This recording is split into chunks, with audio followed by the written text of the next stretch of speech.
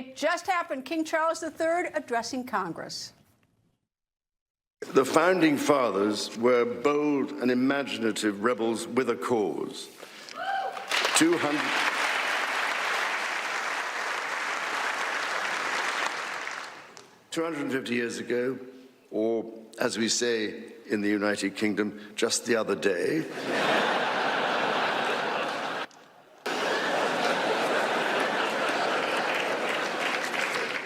they declared independence. He can be funny, can't he? Well, a few hours before that, the king was 16 blocks away at the White House. That is where the king got a big military welcome. All 6 United States military branches were there. President Trump then spoke. He honored the United States and Britain's shared military history. Trump also had some fun and gave a personal anecdote. I also remember her saying very clearly, Charles, look, young Charles, he's so cute. It's my mother. My mother had a crush on Charles. Can you believe it? Amazing how, I wonder what she's thinking right now. So Trump's mother had a crush on then Prince Charles. Well, that is not the only surprise we learned today. Look at this. President Trump and King Charles are actually cousins. Can you believe this? Cousins? Trump's family tree has been carefully analyzed. It was reported by Robert Hardman, who was on our show yesterday. The analysis found Trump and King Charles have a common ancestor. The ancestor is the great-grandson of King James II of Scotland. All of this means Trump and the king are 15th cousins. So tonight, these two cousins will dine together at the White House. And it has been a very busy schedule for the king, and he has more stops to go. Tonight, as I just mentioned, dinner at the White House. Then tomorrow, the king flies to New York City. He will attend a ceremony at the 9/11 memorial. That is where the king will meet Socialist Mayor Zohran Mamdani. The next day, on Thursday, the king wraps up his trip to America with a stop in Virginia. He will attend an American 250 celebration. By the way, everyone in Washington is very excited that the king and queen are here. Earlier today, I spoke with Newsmax CEO Chris Ruddy. Chris, nice to see you. Greta, great to be on with you. Of course, we had a big night on Saturday night. We had dinner together, but you're having dinner without me tonight. Where are you going to dinner? Well, I'm going to the White House for the state dinner tonight with the king and the president of the United States. So it'll be a very exciting historical moment and something very personally, deeply moving for me. But you're old hat at this because you were also invited to the, I don't know the official word they used, but the one at the Windsor Castle last September, a state banquet, or I don't know what they called it. I think I hold the record. So there was the state dinner at Buckingham Palace. I was there with the president. Queen Elizabeth hosted. And then Windsor, King Charles and Camilla hosted that. I was there. And then actually there was an official dinner with the Prime Minister, Blenheim. Remember that in 2017? I was there for that. So I think other than Melania, people that are close to the president, I was the only one at all of those events. And it's pretty neat to say that I was. So, you know, I like history, so now I'm part of history. Well, it was fun for us. I was sitting outside the Windsor Castle. You were inside, but you were so close to the Queen. I mean, you had like the best. We were all saying, look at Chris Ruddy, look at our CEO. He's got the best seat in the house. Well, I was seated directly across, almost directly across from the king and the president. So when the cameras at the castle had the back of their heads, right, showing other people looking at them, you could see me to the left. I was sitting one over from Melania and Prince William. So, yeah, I had a front row seat to history again, so it was very nice. I don't know where I'll be seated tonight.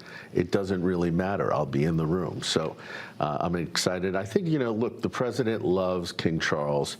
He loves the British monarchy, and he has a great admiration for the British people. They are a tremendous people, and they have been a tremendous ally of the United States. So it's a very special moment for him. I think it's special for all of us. Well, it should be rather intimate tonight because they don't have a giant ballroom.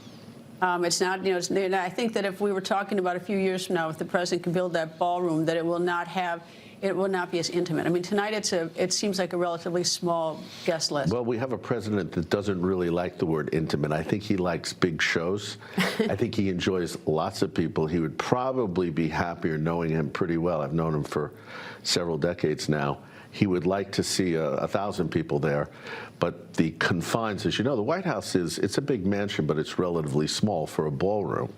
And I think it seats a maximum of around 120 people, which is what they're expecting tonight. That's small. It's very small, but consistent. Now, what Biden did and Obama, I think Bush, others did, was they would go out to a tent on the White House lawn and have the party, the White House party, in a tent. You know, Donald Trump looks at that and says, this is very unbecoming of a president to be on a tent. So he wants to justifiably, I believe, build that ballroom. But until then, he would have it in his mansion, the White House. Well, he's also not paved, I don't know what the words, but the Rose Garden has now got a hard surface. And it looks a little bit like, you're a member of Mar-a-Lago. It looks a little bit like Mar-a-Lago because patio. people can dine out there. Not tonight, obviously, but women, when they had the tent, their heels would go straight down into the grass. And I mean, especially if it was damp and wet, and it rained, and it's been drizzling all day. Well, I was never at any of those events, but the President and Melania, I think, are seeing this as a very special night for the American people, right? The King of England, America comes, it's our mother country. It really is our mother country. It is a shared democracy. Consistently, England has been our strongest ally in the world. You go in for wars, World War I, World War II, all the things that have gone on. And I think that the British government, British people want to continue that. Sometimes we have our momentary hiccups, bumps in the road, but I think that the message of this event tonight is that we are one people. We have a shared vision for the world. So it's more about the 250th anniversary that we're coming up on, even though we jumped ship on them, and not so much about the dispute between Prime Minister Starmer and the president over Iran. Well, you know, I think there's more to that story, right? I think the British are trying to be helpful. They did open the air bases. They have sent some support ships into the region. And I think behind the scenes with their intelligence network and other things with security issues, they're helping a lot. They just have reservations about this war. A lot of countries do. You know, they're free people. They can decide things. We generally, I think, see them as a very strong ally. And I think in terms of NATO, they're one of the biggest spenders. They've been growing their budget there. So I think it's generally positive. Again, there's some hiccups, but I think we'll overcome them. I think so, too. It's always fun, you know, to have royalty here in the United States. Chris, nice to see you. Good. Always. Have fun tonight. It's an honor to be on with Greta Van Susteren. You're very kind. Thank you. Thank you. And there's some breaking news. Former FBI Director James Comey has been indicted again. We're standing by for the news conference at the Department of Justice. We are expecting to hear from Acting Attorney General Todd Blanche. Comey has been indicted in connection to a photo he posted on social media. The photo shows seashells on a beach. They show 86-47. Officials say this message was a threat to President Trump. In September of last year, the Department of Justice first indicted Comey. He was accused of lying to Congress. That case was dismissed because the federal judge in the Eastern District of Virginia ruled that the United States attorney who brought the case, Lindsay Halligan, had been improperly appointed and never confirmed by the U.S. Senate. Former U.S. Attorney for the Northern District of Alabama, Jay Town, joins me. Jay, different indictment. What's surprising to you? Well, I didn't see it coming, right?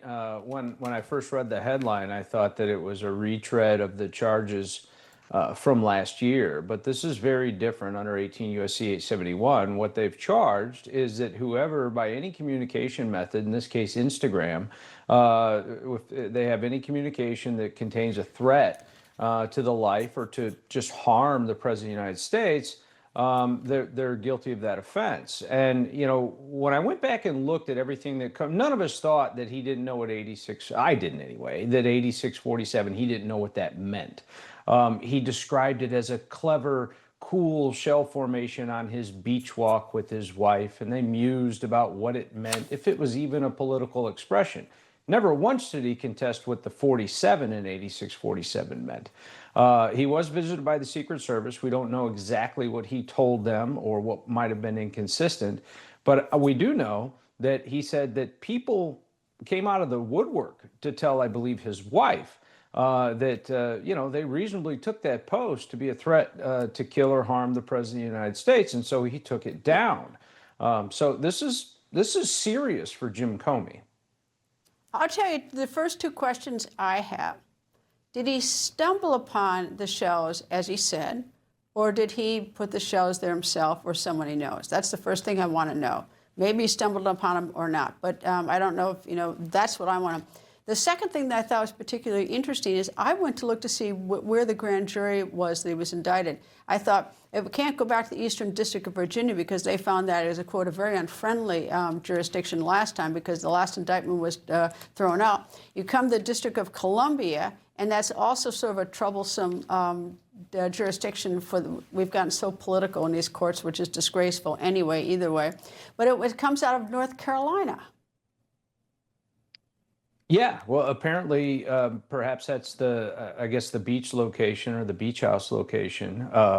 Those facts, at least to me, are not public. You know what else is very interesting is it doesn't matter for folks at home. It doesn't matter. Well, he wasn't going to kill the president. He didn't have the opportunity to even do that. That's not part of the statute. It's not a requirement. It is not even what he meant. It's what a reasonable person took it as, what they would have thought he meant. And it was trending on Twitter for a couple of days that 8647 as a threat. And so a reasonable person very well could have taken that as a threat to the president's life. How does a jury decide whether this was something that's just really stupid and unfunny joke in a very hostile political environment in this country, or that it was a nod and a wink to do something sinister? That's a good question, and that's the willful intent element. I know you've read the statute, Greta. The willful intent is really the difference between they intended it to be a serious expression of intent to threaten, or it was just political hyperbole. I think that what the government and what we might hear from Todd Blanche in just a few minutes is that the inconsistent statements, if you want to call them that, by former Director Comey really do point to his full understanding of what 8647 meant, because he's sort of all over the place. And the Secret Service talked to him. There's going to be evidence in those statements. And so I do think that is where the department's going to come from. I'll tell you what sticks with me with him, and it's totally irrelevant to this case and will never come into this case, but I still can't get over the fact that as a former FBI director, he leaks something to the New York Times and doesn't even have the courage to put his name on it, doesn't even have the courage to do his own leaking, but he launders it through a friend. He gives it to a friend in New York to then do it, which is so sneaky. And it's not, not a guy who's, really wants to communicate something. And like that has sat with me as he's a sneak. What's he hiding? Well, yeah, he's a lot of things. Sneak is about as polite as you can put it, Greta. But if he is to mount a defense, he doesn't have to take the stand. You're a defense lawyer, you know that. However, if he wants to show what his willful intent was, he's going to need to produce a witness. And whether it's him or his wife or someone else, they're going to have to say he's telling the truth when he said he didn't know what it meant. Well, was he telling the truth when he told Senator Grassley and Senator Cruz that he never leaked, he never approved a leak, and so there's a lot of veracity to Jim Comey that's left to be desired, and it will not make him look good, and it really makes those prior statements of Comey look even worse, that he did have the intent and the understanding. And as long as a reasonable person believes that is a threat, which I believe 8647 is, there's T-shirts and hats and signs now at No Kings protests that say 8647. They're not saying vote him out of office. He's term limited. We know what they're saying, and that's my contention. All right. Well, we're standing by for the press conference. See what Todd Blanche, acting AG, says. He'll give us more information. Jay Town, as always, thank you. Thanks, Greta. Coming up, a major prisoner release. Some of the countries involved will surprise you, but the guy who did it, he shouldn't surprise you. Plus. Until this morning, when I greeted the day facing yet another Twitter vomit storm and a call to fire me from our First Lady, Melania Trump, saying I should be fired. Late night host Jimmy Kimmel responding to First Lady Melania Trump's call for him to be fired. You're going to hear Kimmel's full response, and then you decide, real or phony? That when the record continues.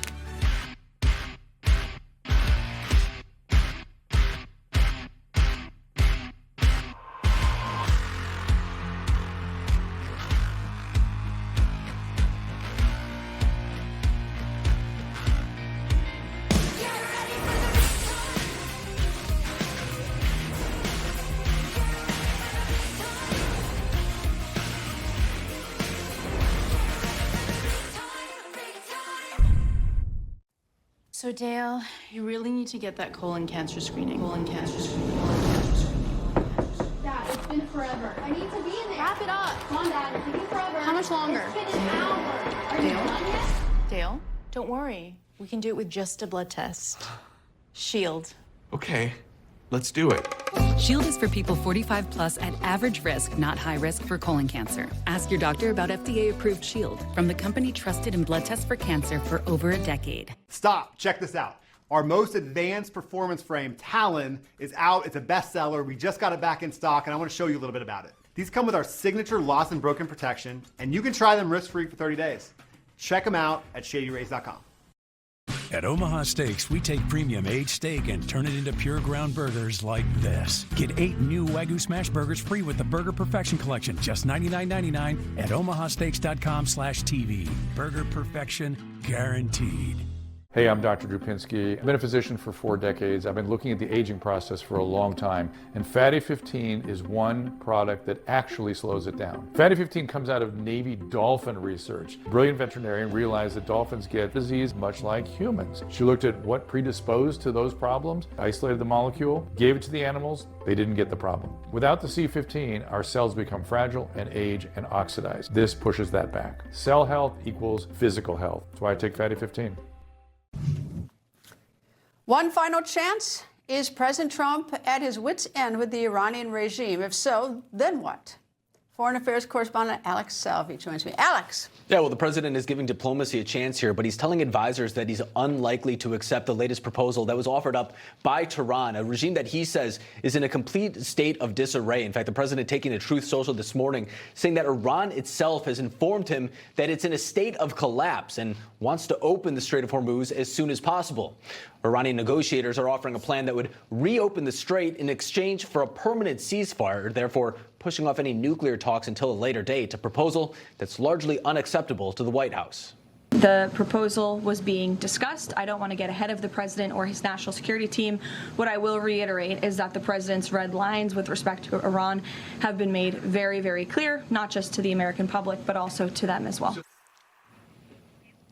President Trump met with his national security team on Monday to discuss different options moving forward, with the White House fearing that lifting the U.S. blockade would only remove the president's leverage in any future negotiations. The administration's priority is removing the enriched uranium from Iran and dismantling its nuclear program more broadly. But leaving that blockade in place and the strait remaining closed would only prolong the higher energy prices that are causing gas prices to spike not only across the globe, but many here in the United States as well. And following Monday's national security meeting, it wasn't exactly clear what the president's next steps will be concerning Iran. The White House is maintaining that all options remain on the table, as the Pentagon says that it's prepared to resume strikes at a moment's notice, Greta. Alex, thanks. Alex Salvi.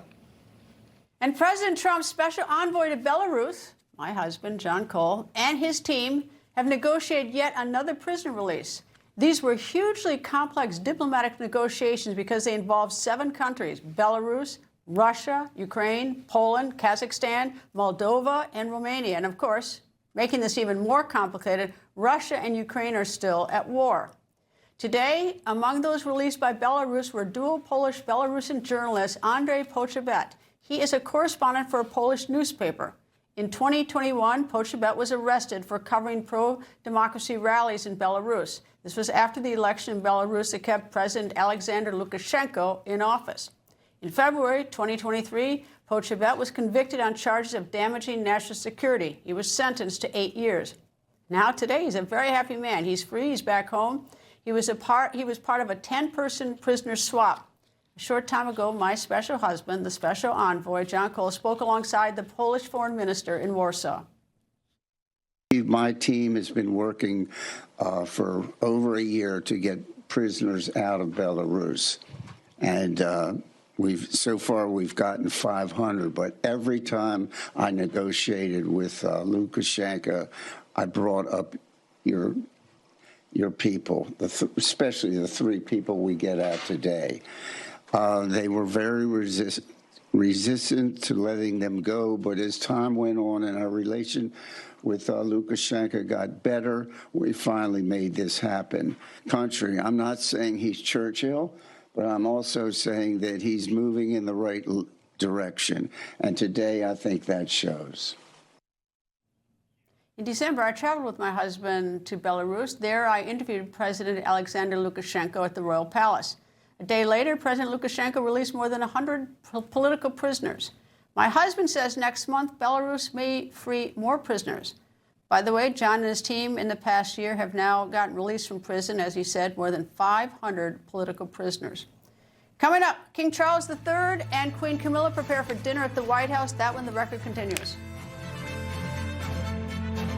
Newsmax. Shoots it straight. No talking down to me. Don't tell me how to think. Don't tell me how to think. Don't tell me how to think. I trust Newsmax. Newsmax. They don't tell me how to think. They let me decide. Real news for real people.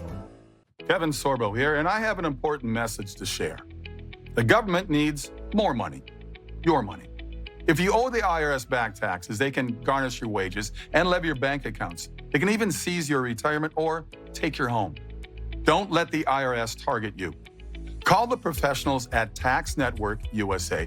Their tax lawyers and enrolled agents are experts in powerful programs that may even help you eliminate your tax debt. Call for a free consultation or visit tnusa.com. What if your GLP-1 for weight loss was as easy to take as a mint? Small, discreet, and easy. Think about that. No needles. This is compounded tirzepatide, a mint-flavored tablet designed to fit into your daily routine. You simply let it dissolve under your tongue. No mixing, filling, or storing your own syringes. Tirzepatide helps curb appetite and supports healthier eating by reducing cravings, including for sweets and carbs. And when your appetite feels under control, it can make it easier to eat less and move intentionally towards your weight loss goals. If weight loss has been on your mind, this may be the needle-free option you've been looking for. A simple daily tablet, as easy to take as a mint. Getting started is fast and surprisingly accessible. Just complete a quick online physician consultation. Here's how. Save $50 with promo code SLIM at noneedles.com/slim. That's promo code SLIM at noneedles.com/slim. Before Apoquel Chewable for allergic itch, giving dogs pills was a battle of wits. Oh, Maria, I'm wise to your foolish game. Is it gone? Totally gone. Relief for itchy dogs can be easier. Apoquel, the trusted #1 treatment for allergic itch, is available in a tasty chewable that works fast. May cause worsening of existing parasitic skin infestations, serious infections, or pre-existing cancers. New neoplasias have been observed. Do not use in dogs under 12 months of age with serious infections or in breeding, pregnant, or lactating dogs. Ask your vet for Apoquel Chewable. Do it! If you're looking for a nutritional supplement that really makes a difference, look at Immuno 150. I can hardly believe how much my health has improved within 6 weeks of starting Immuno 150. I have more energy, my pain is gone, and I've lost weight too. This is an example of what we hear from thousands of customers. Place your order for Immuno 150 online or call our toll-free number. You won't believe what 7 times more minerals can do for you. Order now. You'll be glad you did. Think you need a new roof? Think again. Most roofing companies only make money one way, by selling you a new roof. But what if your roof isn't worn out, just dried out? And with just a little love, you could put off an expensive roof replacement for up to 15 years, at a fraction of the cost of a new roof. Roofmax is a scientifically engineered restoration formula that brings your shingle life back to new.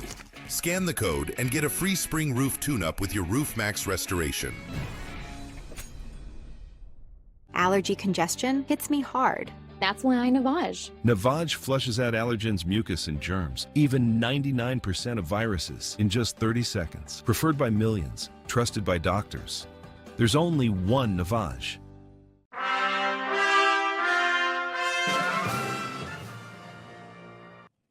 What a busy day for King Charles III. Last hour, you heard the king address Congress in a joint meeting.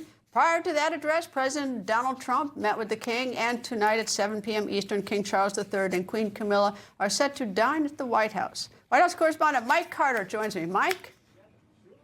Yeah, Greta, good evening. In that joint session of Congress speech by King George this afternoon, the King propping up the NATO alliance between Europe and the United States, and also really applauding the United States' ability to put checks and balances on the executive branch, two things that President Trump sure will have some words about in the near future, and possibly even tonight at this official state dinner coming up. This morning, however, it was all pomp and circumstance for the King and Queen of the United Kingdom, their official state visit and arrival here at the White House. King Charles's visit to the U.S. this week is less about resetting policy and more about two things: celebrating America's 250th anniversary and resetting a very special relationship between the two countries with tied ancestry. The King and Queen arriving in Washington yesterday to begin their four-day tour of America. The President and First Lady welcoming the royal couple on back-to-back days to the White House, and this morning in an official state visit. At the request of Buckingham Palace, today's bilateral meeting between the President and the King in the Oval Office was kept closed to reporters, but this morning the President addressing the ancestral ties between the United States and the United Kingdom. Here in the shadows of monuments to George Washington, Thomas Jefferson, honoring the British King might seem an ironic beginning to our celebration of 250 years of American independence. Americans have had no closer friends than the British. We share that same root. We speak the same language. We hold the same values. And together our warriors have defended the same extraordinary civilization under twin banners of red, white, and blue. Well, speaking of that special relationship, the Financial Times reporting today leaked audio from the United Kingdom's ambassador to Washington, Sir Christian Turner, who reportedly back in February said the only special relationship the United States has is probably with Israel. Well, meanwhile, this is the first time King Charles has visited the U.S. since becoming monarch back in 2022. He has met with other U.S. presidents before, 9 of them. Trump makes 10. And while President Trump has a fractured relationship, to say the least, with the head of the UK's government, Keir Starmer, most recently over the UK's lack of help, says Trump, in the war effort against Iran, Trump's relationship with Charles is said to be much more cordial, with the president calling Charles a brave and great man. And as I mentioned, Greta, there is an official state dinner tonight. The King and Queen head to New York tomorrow. They're back here to say goodbye to the president on Thursday before heading back to the United Kingdom. But tonight's state dinner can also be considered a family affair. Believe it or not, King Charles and President Trump, they are, according to genealogists, distant cousins, 15 generations removed. They have a common ancestor, the 3rd Earl of Lennox, a great-grandson of James II of Scotland. How about that, Greta? Yes, indeed. Mike Carter at the White House. Thank you, Mike.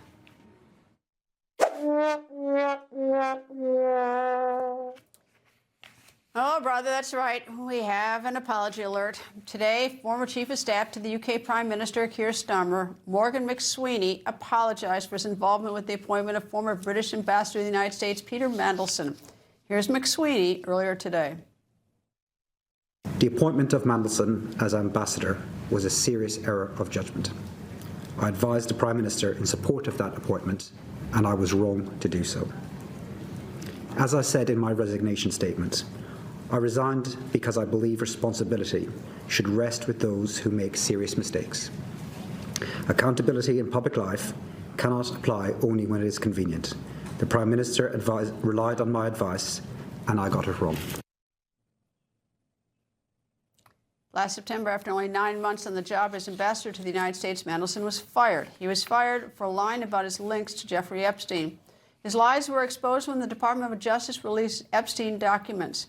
That release included emails and photos, some showing Mandelson's relationship with Epstein, and making matters more alarming for the British, there were emails suggesting that Mandelson passed sensitive, even market-moving British information to Epstein back in 2009. That's when Mandelson was a government minister.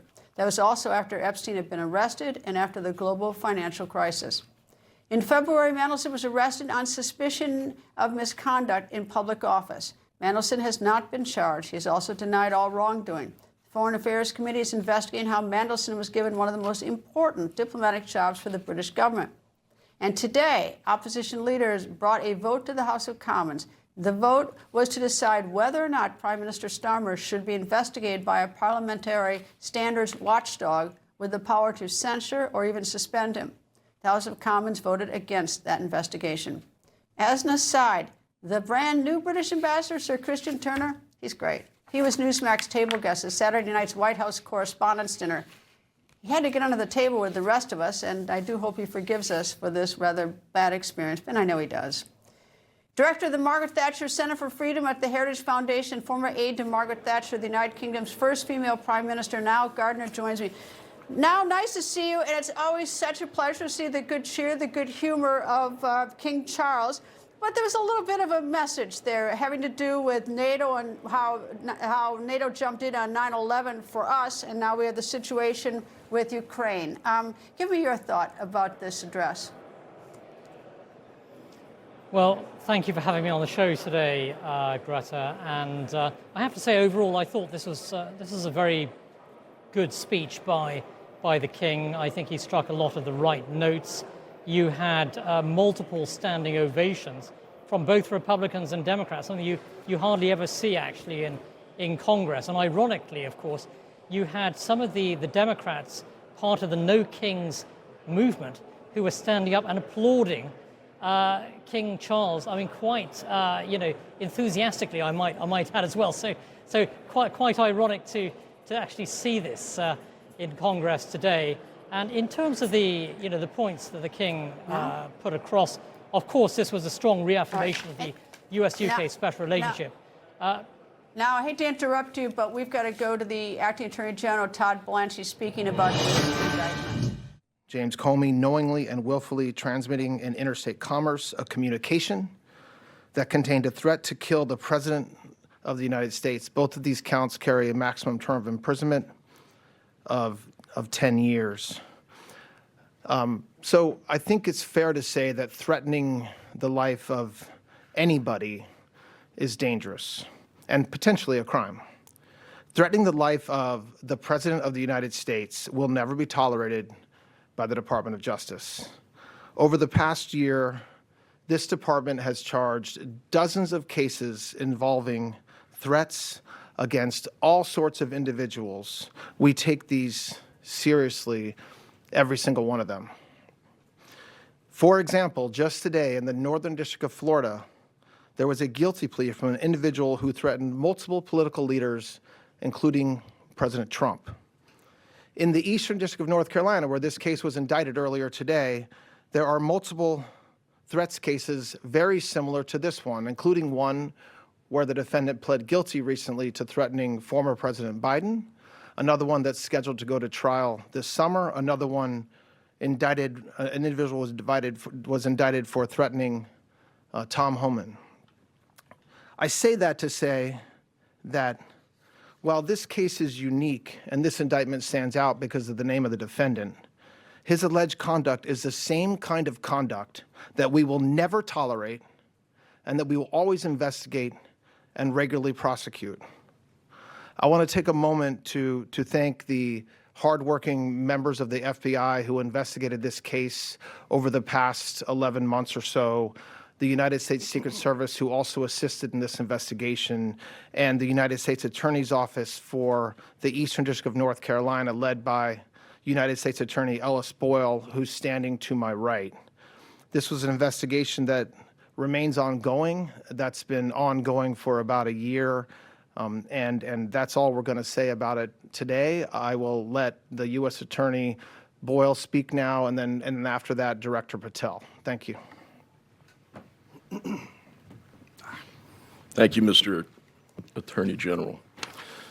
Earlier today, a grand jury in the Eastern District of North Carolina returned a true bill indicting Mr. James Comey with committing 2 felonies. Count 1, he knowingly and willfully made a threat to kill and to inflict bodily harm upon the President of the United States in violation of 18 U.S.C. 871A.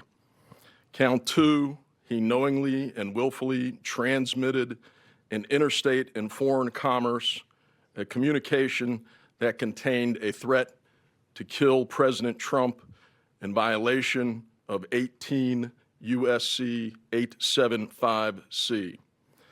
Mr. Comey will be given every form of due process all citizens are entitled to receive, to include a trial by a jury of his peers. In the Eastern District of North Carolina, it doesn't matter who you are. We take all threat cases seriously and prosecute anyone who violates federal law, regardless of title or status. Thank you. Thank you. As you heard from the Attorney General, the U.S. Attorney, former FBI Director James Comey, has now been indicted for 2 felony counts. While many of you may read this indictment and view this matter as a simple investigation, it is the farthest thing from that. Every single investigation this FBI and our partners at the Department of Justice undertake, especially those that involve the threats to harm or hurt or even kill individuals, whether they hold public office or civilians in our country, are met with the same measure of investigative prowess and tools and personnel in partnership with the Department of Justice as anyone else. As the U.S. Attorney indicated, James Comey will be afforded every matter of due process under the United States Constitution. And as the Attorney General indicated, this has been a case that's been investigated over the past 9, 10, 11 months. These cases take time. Our investigators work methodically. They are career agents, career prosecutors who work these matters. They call the balls and strikes in the field as they see fit pursuant to the facts of the case and the law. They took that information and made a presentment to a grand jury, a jury of peers in the district in which the alleged crime took place. And that grand jury spoke, and that grand jury returned a 2-count indictment against James Comey. James Comey allegedly threatened the life of the President of the United States. And as you all now know, shortly after posting that threat, he deleted that threat and then issued an apology. All of that information was presented to the grand jury, and Mr. Comey will have his day in court and his ability to speak to a jury of his peers. Thank you. Thank you. We'll just take a couple of questions.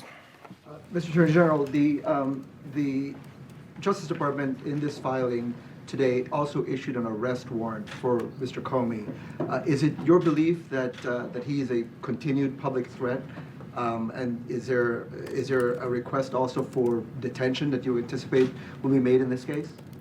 So the Department of Justice does not issue arrest warrants, grand juries do. And so the grand jury returned an indictment and arrest warrant. I expect that there will be communication with Mr. Comey's counsel, and we'll go from there. This case will proceed like hundreds of others do every year. There will be some sort of arraignment set by the judge or assigned to the magistrate judge, and when that happens, you'll know about it. But in this is being handled differently from the last time he was indicted. That's my reference. In this case, the department requested an arrest warrant, right? Well, I don't think that it's public or clear what the department requested. The grand jury issued an arrest warrant. Go ahead. Yes. Sir, how will you prove intent when, as the director had acknowledged, Mr. Comey said he did not associate 86 with doing harm, and he took it down promptly, said it was political speech, not an intent to harm the president? Well, it's not. This case was indicted today. This conduct occurred about a year ago, May 15th of last year. There's been a tremendous amount of investigation. And how do you prove intent in any case? You prove intent with witnesses, with documents, with the defendant himself to the extent it's appropriate. And that's how we'll improve intent in this case. And so I think that talking about what Mr. Comey will or will not do if there's a trial, when there's a trial, it's very premature for me to do that today. General Blanch, I wanted to ask you a quick question about, there's a number of other different types of conduct Comey has been accused of over the past. One of them is abuse of FISA warrants. I wanted to ask if there's anything that we could talk about today regards to that, but on a separate matter, if I may ask, any more updates about the ballistics forensic analysis with the shooting that happened over the weekend? So on the first question, no, there's nothing else to report about any investigations or anything involving Mr. Comey except the indictment that was returned today by the grand jury. I don't have anything further to talk about with the ballistics that are still being analyzed. And I said it yesterday, and every law enforcement member who is speaking on this issue is saying the same thing as they should, which is that this is an ongoing investigation with really, really smart experts trying to understand what happened in that shooting and where the bullets went and ended up and where the bullets came from. And once that is at a place where we can definitively say, to the extent we can definitively say, we will let you know. Director Comey posted this almost a year ago. Why bring this case now? Did you always feel like this was a strong prosecution, or did something change recently? This investigation just didn't come now. It's the result of a lot of work by law enforcement over the past year. We don't time when we bring cases around anything other than when the investigation is at a place where we should go to the grand jury, and that's exactly what we did in this case as well. As a former FBI director, you may not agree with what he did. Should he be able to turn himself in as a former FBI director? He's not a flight risk. I didn't say he can't turn himself in. So he's not under arrest right now, and he may be able to work I don't out know something. whether he's under arrest right now. I'm here talking to you. The grand jury issued an arrest warrant. I think that the way that this happens is different in every case. It's fact intensive. It depends on, you're right, who the defendant is. It depends on whether he has counsel. It depends on what the judge wants done. And so I don't know when the judge will schedule an initial arraignment, if that will be scheduled by the magistrate or the district court judge. I am sure, I don't know if you want to speak to that, or if it's just something that will come up in the next coming days. You'll know when it happens. As far as what Mr. Comey does between now and then, I'm going to leave that up to the line prosecutors in the Eastern District of North Carolina, the FBI agents, and the work that they're doing. Why, Director Patel, maybe you said that it's a complicated thing. A lot of people might think it's an easy case. Why did it take so long? I know that you guys chose to go with this now, but to the layman just looking at this case, or layperson looking at the case, it was an Instagram post. He apologized. Why did it take so long? Well, I'm not going to get into the details of the investigation itself, but a lot of these cases, you could look at when the threats were made and when charges are brought. They're not easy cases. And so we have to, there's a communication that's sent in allegedly in this case. And so that means that we have to look at devices. Mr. Comey is a lawyer. He has lawyers. So the extent that we're looking at materials that are potentially privileged, we have to get a wall, set up a wall and let totally independent lawyers look at those. And so that doesn't happen overnight or quickly. And the statute of limitations on this is 5 years. We brought it in under 1 year. So that's really where we're at. It's clear that you don't want to talk specifics today. But to the American public, can you at least give us a sense of whether you have hard evidence or evidence that shows that Mr. Comey intended for President Trump to be harmed? And then secondarily, for critics who say, where does free speech end and an actual threat of violence begin? I don't know what critics say that, especially today, but it's not a very difficult line to look at, and it's not, in my mind, a difficult line for one to cross over one way or the other. We cannot, you are not allowed to threaten the President of the United States of America. That's not my decision. That's Congress's decision in a statute that they passed that we charge multiple times a year. And so whether there is a defense, as you just described, maybe there is, but the government will have evidence. I am not going to talk about the evidence that we have. That's unfair to him. It's unfair to the prosecutors, but it's enough to say that the grand jury returned an indictment. I'm just going to take one more question. Thank you, sir. Mary Margaret with the Daily Wire. Should we expect more indictments of this sort? For example, in 2020, Gretchen Whitmer did a TV hit with 8645 on her desk in the background. Is that the kind of thing you would pursue? And then just really quickly, should Comey expect to face more charges for his role in the Russia collusion investigations? I'm not going to comment on other investigations involving Mr. Comey. He was indicted in the Eastern District of Virginia. That was dismissed on procedural grounds because of the judge's finding regarding the U.S. attorney. So that case is under appeal. As far as other investigations that are happening, it would not be appropriate or fair for me to comment on that time. As far as other incidents of threats against the President of the United States, those will be investigated. Every case is different. The facts are different. Who makes the threat matters. What the threat says matters. You're right. The question about intent matters, and we have to prove that. That's something that's our job, and that's something that prosecutors will have to do in front of a jury at the right time. But you cannot compare. It's not fair to the American people. It's not fair to the defendant.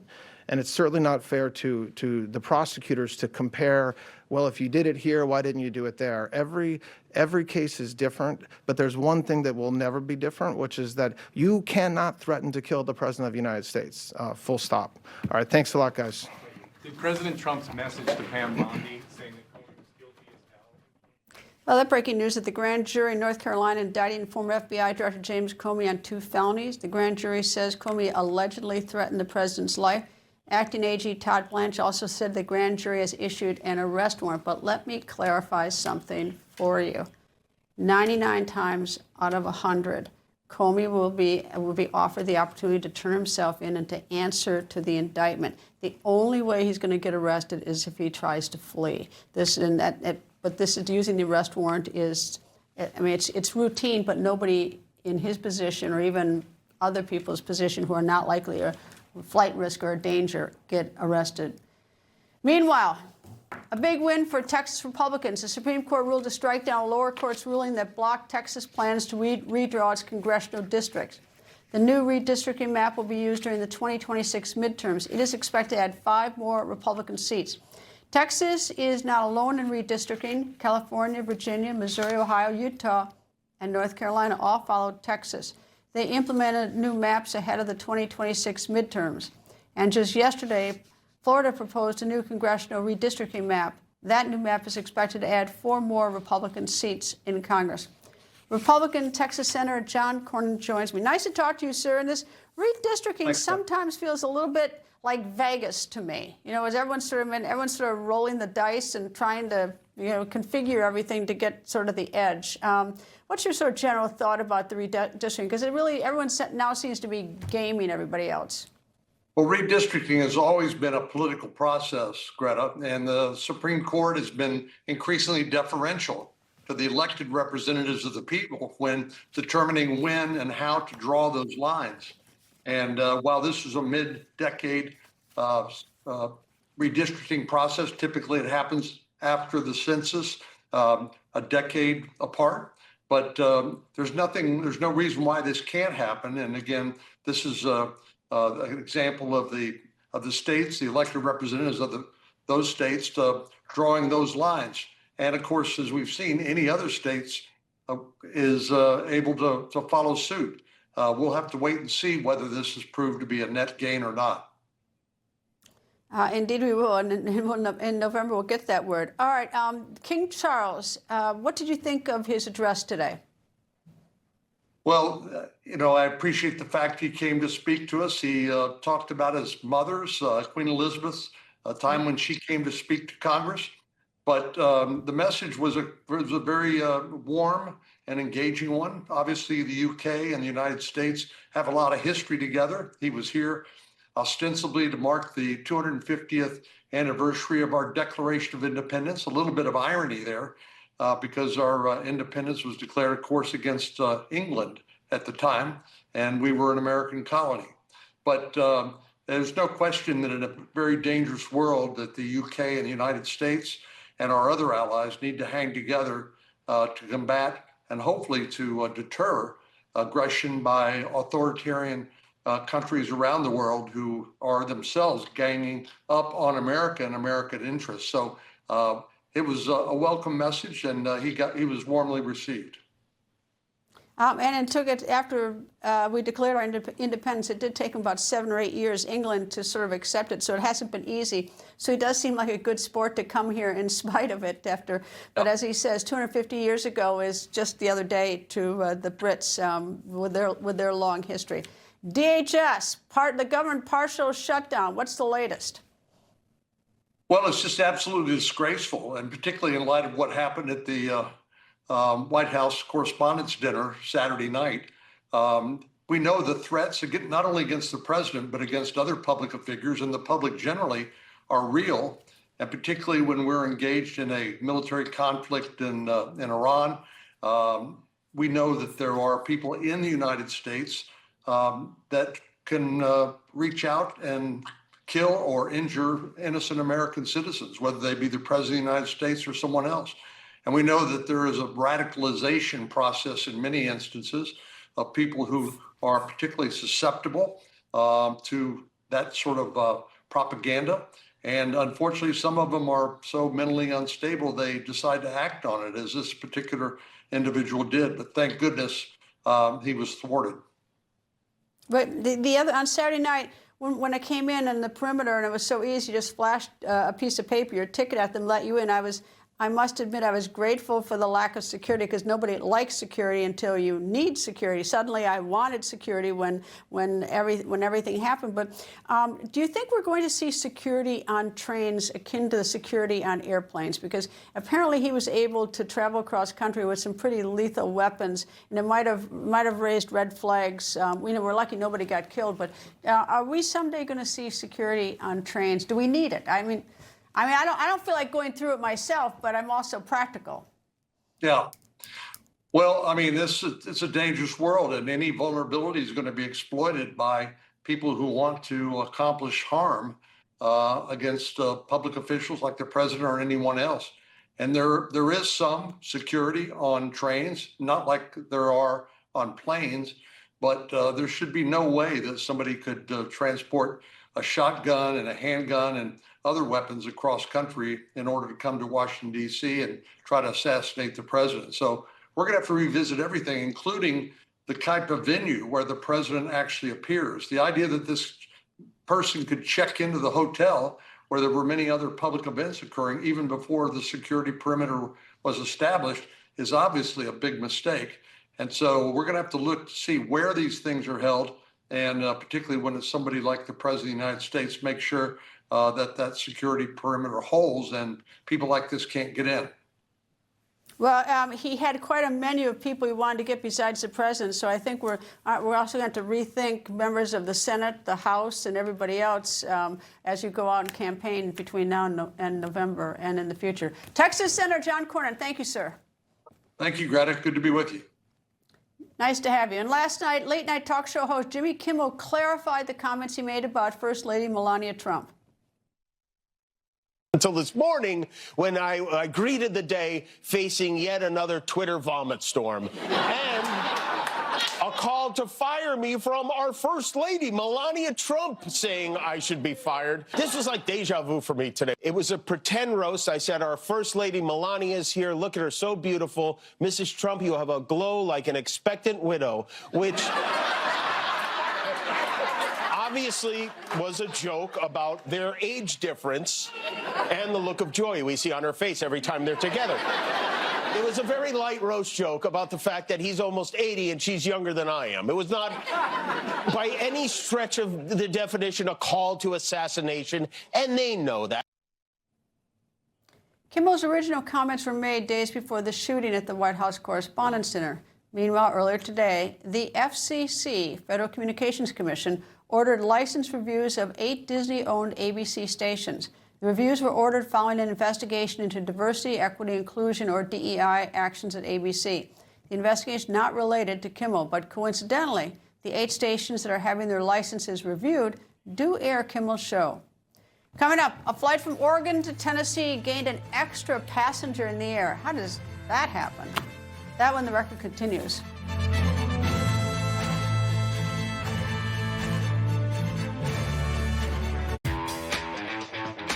Hey, I'm Carl Higbee from Newsmax. Look, I'm unapologetically pro-American, and honestly, this is the one place that lets me call it how it is. I'm not holding back. I'll give it to you straight every single night. Appliances break down, home systems fail, which means I show up at everyone's door because I'm inevitable. Unfortunately, something expensive is about to happen. Is it the heat, plumbing, electrical, wiring, garage door, oven? But we already have homeowners insurance. Actually, home insurance is for the unexpected disasters. A home warranty is for the everyday wear and tear that will cause your home systems and appliances to fail. So give the people at First American a call.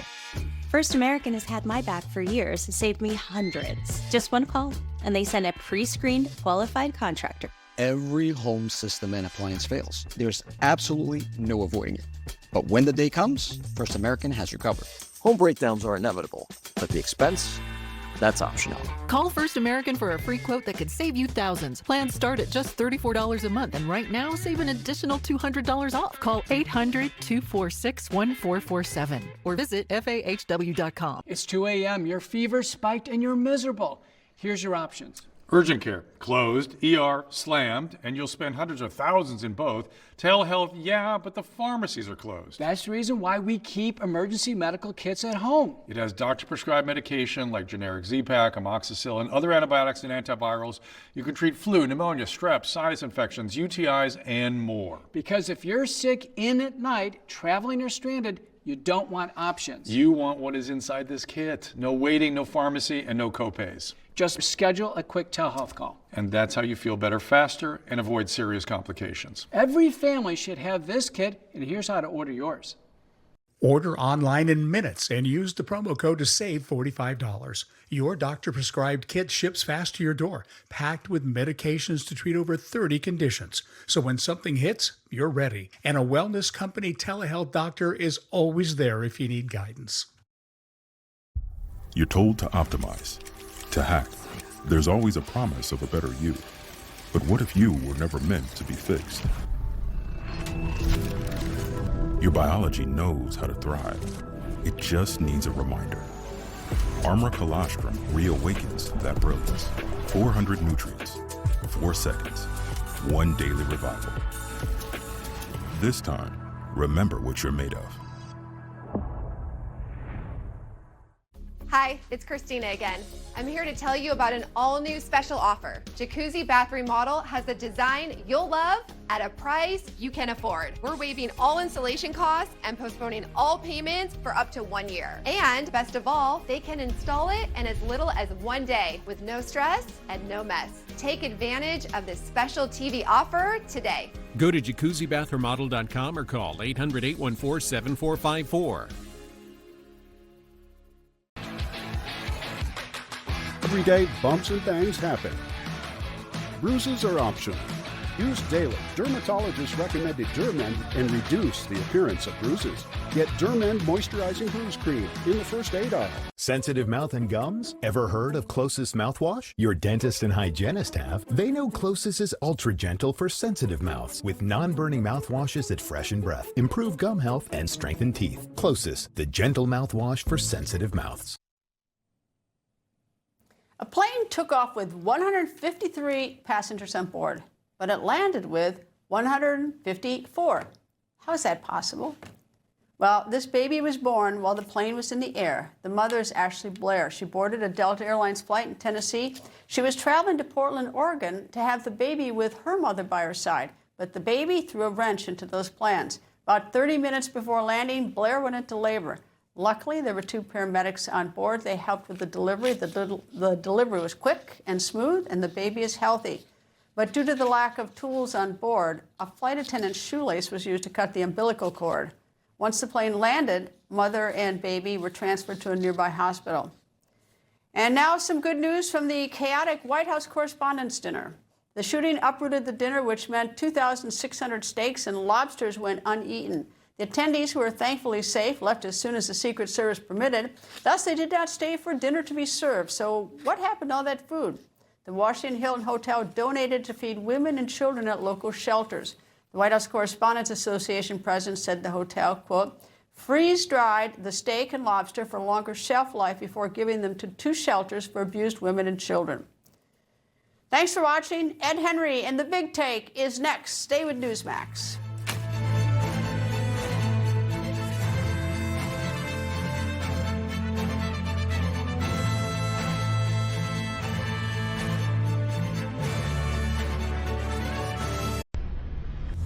Information. Truth is freedom. Is Newsmax. It's real news for real people.